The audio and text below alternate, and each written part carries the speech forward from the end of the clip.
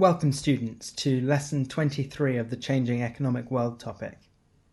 In this lesson, the second on transnational corporations and their impact on NEEs, we will explore the negative effects that TNCs have had on Nigeria. At the end of the lesson, you will practice your understanding of this topic by applying it to an exam question.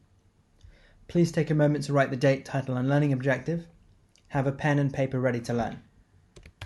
Okay, time to review previous learning. Please write 1 to 10, attempt the questions from memory, and then mark your answers. Go for it. Number 1. Knorr is a food product introduced by Unilever that contains iron, which reduces anemia among women in Nigeria. 2. In 2019, Shell paid about $1 billion in taxes to the Nigerian government. 3. Unilever employs about 1,500 people in its factories in Nigeria. 4. Manufacturing in Nigeria causes the multiplier effect as other industries benefit and people spend more money. 5. The USA's economy is more diversified than Nigeria, which means that it has more jobs in different sectors. 6. Between 1991 and 2019, the tertiary sector increased significantly in Nigeria. 7. The tsetse fly reduces the productivity of cattle livestock in southern Nigeria. 8. Between 1870 and 1920, Belgium controlled the Congo. This was called colonialism. 9. When money made in a country like Jamaica or Nigeria is sent back to the country where a company is based, this is called economic leakage. 10. Carbon capture removes CO2 from the atmosphere and locks it underground in rocks. This is an example of climate change mitigation. Give yourselves a mark out of 10. And if you got 8 or above, excellent, you've really understood this. If not, write the questions that you got wrong, write their answers, and then test yourselves. Excellent. In this lesson, I'm going to show you how Shell and Unilever can have and have had negative effects on development in Nigeria, so that you understand that TNCs are both positive and negative forces in the development of countries. I'm going to show you a photo now, and then I'm going to put some questions next to it. I'd like you to look at the photo and, using your own understanding, answer the questions. Go for it. Here's the photo. Here are the questions. Number 1. What TNC do you think was blamed for this oil spill? Well, an oil spill is the industry of Shell, and yes, it was a Shell oil spill. That's the company that was blamed. 2. Suggest 2 ways this could cause problems for people. Well, you may have said it could cause health problems because oil is toxic, which means if people drink water contaminated by oil, they could become ill. You may also have said that it might damage farmland, and since agriculture is a large sector in Nigeria, that could reduce incomes for people. 3. Write as many reasons as you can think of to explain why oil might not benefit everyone in Nigeria. Some possible suggestions you may have said. You may have said that oil causes environmental problems. You may have said that the government steals the revenues from oil. Corruption. You may have said that oil revenues prevent investment in manufacturing or in diversifying the economy. You may have said that oil replaces taxes and therefore reduces the reasons and the incentive for governments to invest in development of the people. You may have said that oil, because it's controlled by just a few people, leads to massive inequality in Nigeria, with a few very rich people and many poorer people. 4. Suggest what the Nigerian government could do to reduce its dependence on oil. Well, the key thing to do is, when you get revenues from oil, invest them in development projects so that people have a higher income and are more capable of providing taxes to the government and diversifying the economy. So the government needs to invest in all the things that are required for development. That's how you reduce dependence on oil. Okay. Oil, especially oil, causes problems for many reasons. Shell, as a result, has had negative effects on Nigeria's development as well as positive. I'm going to show you the story of the negative impacts of TNCs with a focus on Shell on the development of Nigeria. Let's go. So, Subtitle: What problems do TNCs cause in Nigeria? I'm going to explore 3 key problems that are created by the TNCs in Nigeria specifically, and mainly Shell, but Unilever and other TNCs around the world are also responsible for this. The first type of problem is an economic problem to do with money. TNCs, by their very nature, have their bases, their headquarters, in different countries to where they operate. And since the main goal of a TNC is to maximize profit for the people at the top of the company, and it is not to benefit necessarily the welfare or the development of the local people, most of the money that TNCs makes leaves the country where it operates and goes back to the headquarters. Unilever and Shell are perfect examples of companies that do this. This is called economic leakage. More than 80% of the revenues created by TNCs in Nigeria and in most countries in which they operate return to their country of origin. In the case of Shell and Unilever, the UK and Netherlands. This means that only a small amount of the revenues gained from these companies actually goes towards benefiting the people. Now, as we learned last lesson, that is still a significant amount of money that remains, but it's only a small fraction of what was made by the company at the start. So the first economic problem created by TNCs, and depending on TNCs, is that most of the money leaves the country, and so the people don't benefit. Additionally, Shell in particular has increased Nigeria's dependence on oil. Because Shell has invested so much money in the oil infrastructure, in pipes, in ships, in the ports, in the oil wells, and because it creates such huge revenues, oil revenues, the Nigerian government depends on it for its income. Since oil revenues provide such a large percent of the government's income, it does not have a reason to invest in the people. It does not have a reason to diversify its economy. And because it hasn't diversified its economy, it depends further on oil, because it's the only source of income that it has. Moreover, additionally, Shell, as a result of Nigeria's dependence on oil, is a very powerful player in the Nigerian government.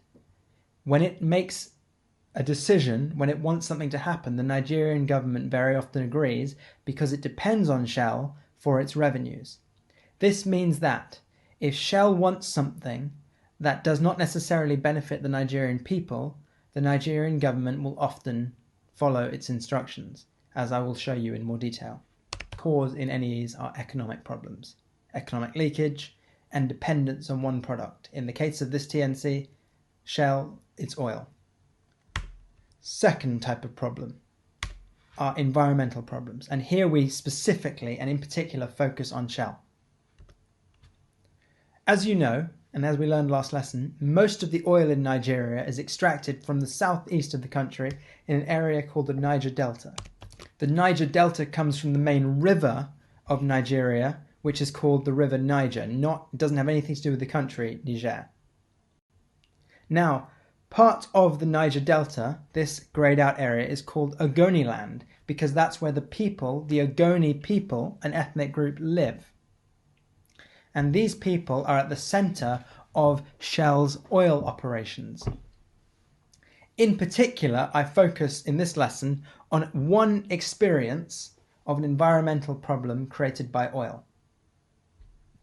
Oil is a very toxic substance. It's harmful to the environment. When it leaks over land or in the water, it kills wildlife, fish, birds, and it kills plants. This is a problem because in Nigeria, the safety standards for oil are not necessarily that high because they don't have an incentive to protect the people. The incentive is to create as much profit as possible. So they don't necessarily spend as much money on security or on safe infrastructure or transport as they should. One example of an environmental problem created by oil are oil spills. Often, when the oil is extracted, some of it leaks out over the land or in the water.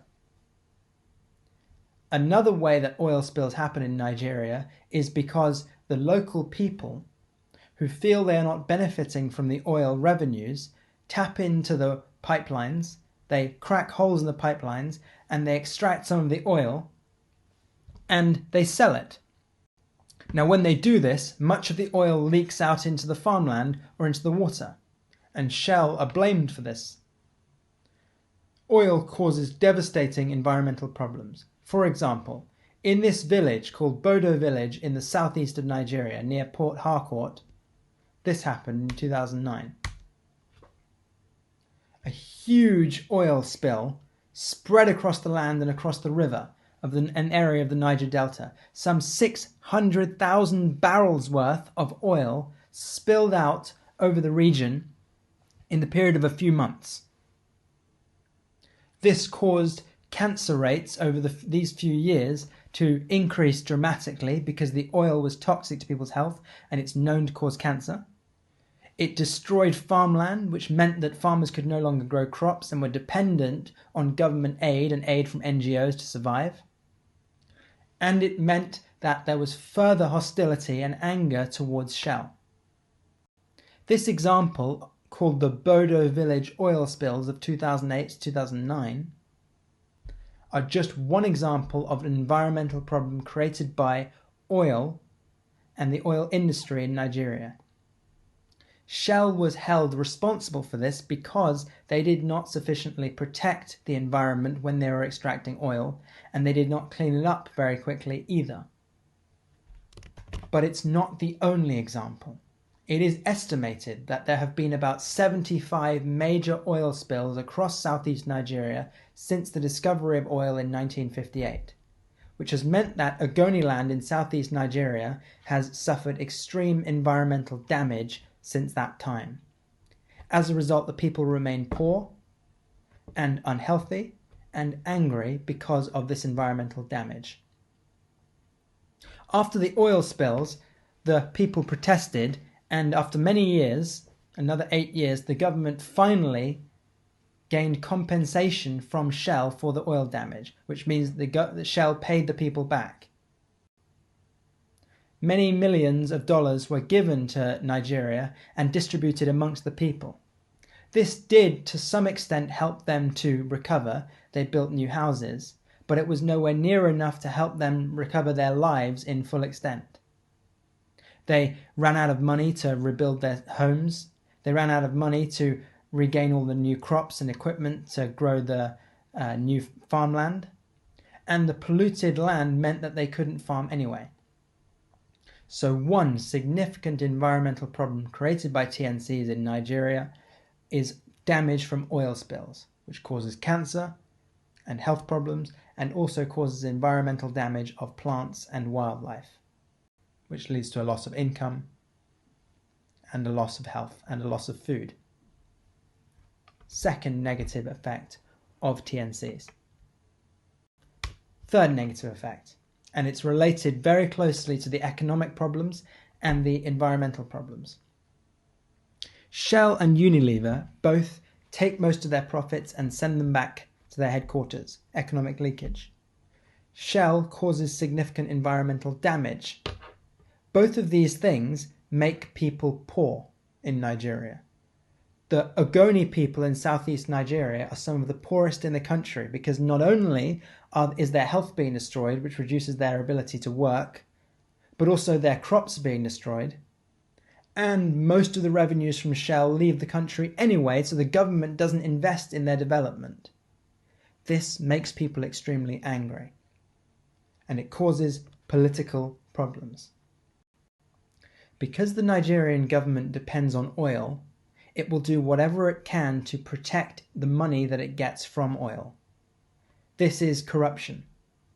So even if the people protest about the fact that they are not getting the revenues from oil, they're not benefiting from it, and they protest about the fact that there's pollution of their land, the government of Nigeria won't necessarily listen to them. It will protect Shell and other TNCs. This creates political problems. Focusing again on the Niger Delta. After about 1990, protests against the Nigerian government increased dramatically as environmental damage spread and corruption got worse and much less money went to the people. A particularly corrupt leader called Sani Abacha, Abacha, was infamous for stealing most of the money and for being particularly violent against the protesters who tried to argue that they should be benefiting more from oil. And so, one man, a famous Nigerian author by the name of Ken Saro-Wiwa, began a movement called the Movement for the Survival of the Ogoni People, also known as MOSOP. And he protested really clearly and forcefully in newspapers and on TV about the government not paying money to the people and causing environmental damage in the Niger Delta. The government did not listen to him, and they did not listen or respond to MOSOP, the protester group. As a result, Ken Saro-Wiwa and the other protesters started to sabotage the oil industry. They would break pipelines, they would damage roads and oil trucks, limiting the government's ability to make revenues from oil. In 1995, Ken Saro-Wiwa and a group of other protesters were arrested, and they were put on trial in a court and they were sentenced to death. And Ken Saro-Wiwa was executed, killed by the government for protesting against the corruption of oil revenues by Shell and by the government. This caused international outrage. Governments around the world and countries were incredibly angry that this had happened and complained that the Nigerian government's corruption was stopping the country from developing. And particular focus and blame was placed on Shell, who were at the center of this. It was discovered that Shell had persuaded the government to protect them and their oil interests from Ken Saro-Wiwa and had pressured the government to arrest and execute him. So a final problem created by TNCs is a political problem. Corruption leads to the government protecting the TNC rather than the interests of the people.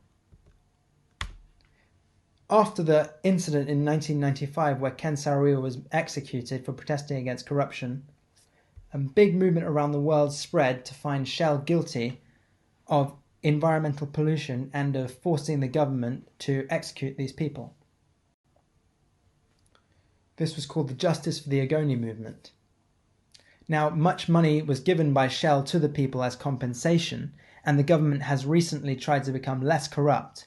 But nonetheless, because the government depends on Shell for its oil revenues, it still puts the interests of Shell and its oil revenues over the people, which means that protesters are often treated very violently, and the people in southeast Nigeria, the Ogoni people among others, do not receive much of the wealth from the oil revenues, so they remain poor. That is a political problem because it involves the government's decisions.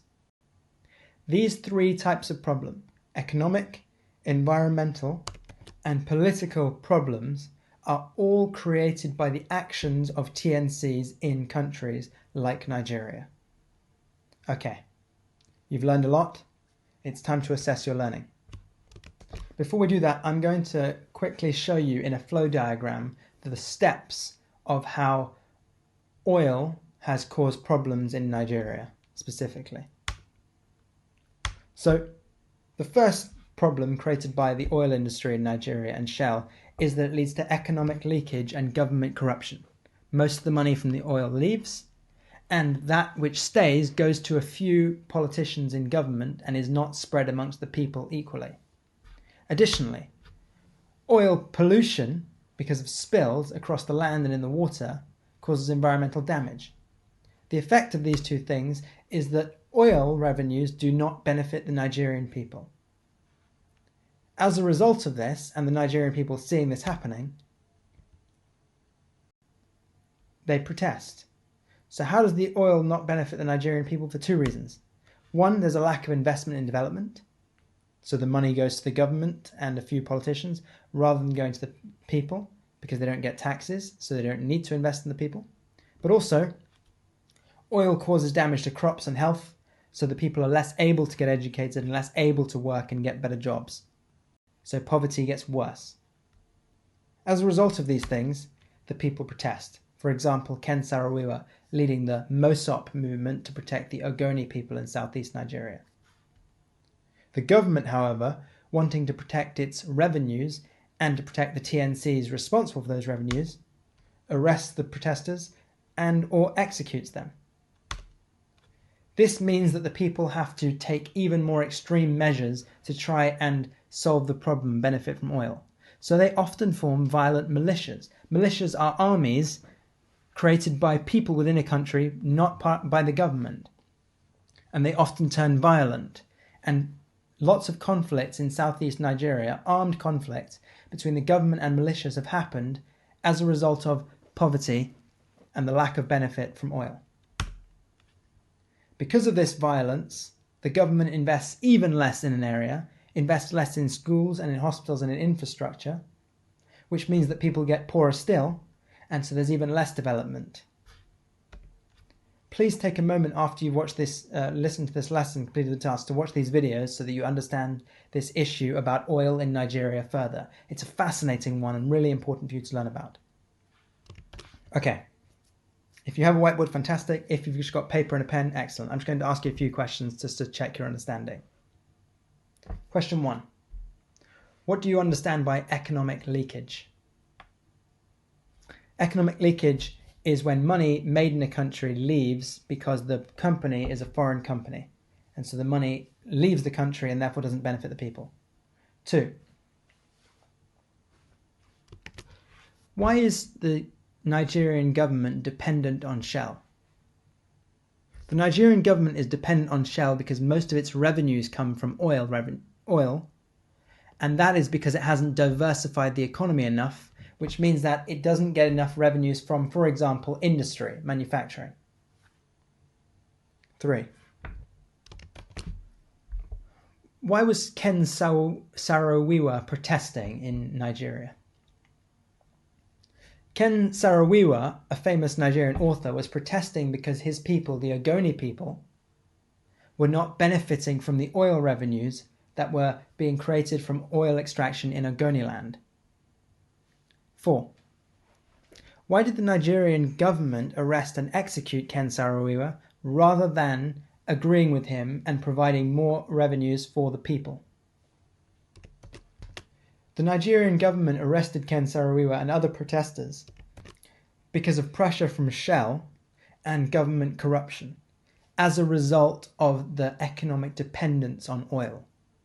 So you see how having an under-diversified economy, an economy based on one natural resource like oil, can cause great problems. Explain why oil has had such serious negative environmental effects in Nigeria. Oil has had negative environmental effects in Nigeria because, number 1, people extract oil illegally from pipes because they are not benefiting from it, and so they are desperate to find any source of income. When they extract the oil, it leaks into the rivers and onto the land. Number 2, safety standards in the oil pipelines and in oil transport are not necessarily very high, which means that oil leaks often happen. And number 3, oil is a main industry in Nigeria, and so there are a lot of people doing it and more than 100 oil wells, which means the chance of an oil spill is very high. Finally, what the Nigerian government could do to benefit more from companies operating within the country. Well, you could have said several possible things. But one thing you could have said is that the Nigerian government could invest in its own companies so that there's less economic leakage. The government could have created stronger environmental laws that are enforced, which means that if there's a leakage, the company responsible will be punished. Also, an environmental law would mean that the company would want to pollute less. You may have also said that the government might increase taxes on companies so the revenues gained by the country increase. Okay. Now I'm going to show you the exam question. It's 9 marks. I'm going to explain it to you first, and then I'd like you to attempt it. Try and do it within half an hour, and then mark your answer using my suggested answers. Here it is. Write this as a title. Okay, a few things to think about. Make sure you use every one of these keywords in your answer and underline them when you've written them. Here's how you need to structure it. In your first paragraph, explain, using the Peel structure, 2 positive impacts of TNCs in Nigeria. Remember, any that you've studied is Nigeria. Whenever it says that, you talk about Nigeria. Second paragraph, talk about the negative impact of TNCs. When it says to what extent, you always talk about both sides of the argument. It says to what extent positive impact, so you say positive impact first paragraph, negative impact second paragraph. And then finally, in a to what extent question, you always need a conclusion giving your overall opinion and reasons. A qualified opinion means you don't say it's definitely one thing or definitely another thing. You say that in some ways their impacts are positive, for example, and in other ways the impacts are negative, for example. And then you say overall judgment of the impact of TNCs. Take half an hour, try and answer these questions, and then mark your answer using the points I've given you. Okay, here we go. So possible points you could have written. 1. Economic benefit. Increased government revenues. For example, Shell provides large taxes. The government can sometimes spend the revenues on development projects. And then in your link sentence at the end of each paragraph, you always say and link back to the exact point that you were making in the paragraph. From an economic perspective, so an economic benefit, tax revenues are a benefit of TNCs. That's a qualified answer because you're not saying TNCs are entirely good in this paragraph. You're just saying in this specific way they're good. Second point you could say, social benefit. They raise awareness and improve health. For example, the Pepsodent example I gave you last lesson. You could have also said about how they have an economic cost. For example, economic leakage. Repatriate most revenues means send it back to the HICs. And so little money remains to be invested in development. You could have said that. Again, the link sentence is that most of the economic gains from TNCs are not felt by the people. Could have also said there's a social or environmental cost. For example, the Shell oil spills, causing damage to crops, leading to loss of productivity and lower crop yields.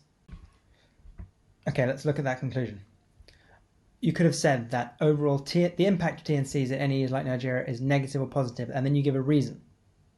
For example, you could have said that they lead to government corruption by preventing investment in development projects or making the government dependent on them. You could have also said that although some TNCs have positive effects, for example Unilever, and then you give an example, these are outweighed by the negative effects of oil dependence. So make sure that it's a qualified conclusion where you address both the good and the bad. And then you say the ways that it is bad, that TNCs are bad, and the ways that they are good. That makes a perfect answer. So I would expect you to have written 4 overall main points, like this. They could be different to these. And a conclusion with a qualified reason. Amend any parts of your answer in green using these notes and add anything that you've missed. Give yourself a mark out of 9. And underline the key words where you've written them. Fantastic. Please write 2 questions from this lesson and the last lesson from memory. Test yourself on them, and then I will see you next lesson. In the following sequence of lessons on Nigeria, we will be exploring the impact of aid in Nigeria and the impact of development in Nigeria on the environment and on quality of life in Nigeria. Join me then.